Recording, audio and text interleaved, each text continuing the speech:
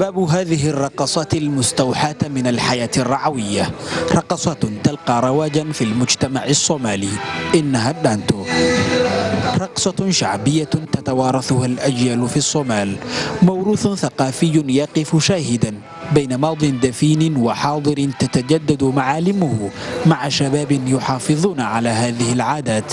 هذه المدرسة هدفها إيحاء التراث الشعبي الصومالي وخاصة الرقصات التقليدية.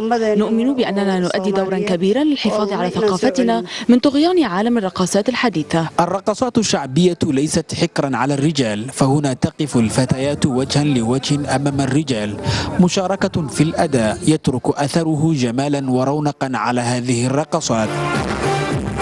محاولة للحفاظ على نشاط تراثي متوارث منذ القدم.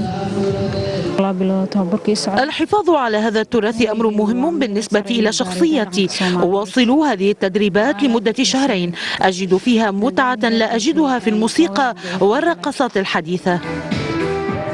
أقدام الشباب تضرب الأرض بقوة للحفاظ على هذا الفن الشعبي، فن لا يزال حيا ويسجل حضورا قويا خصوصا لدى الأجيال الشابة. مدارس الرقص تلون حياة الصوماليين، عاشها الأجداد ويتوارثها الأبناء لتبقى عادات وتقاليد تجد أثرها عند الناس في كل مكان وزمان. شافع محمد، مقدشو، الميادين.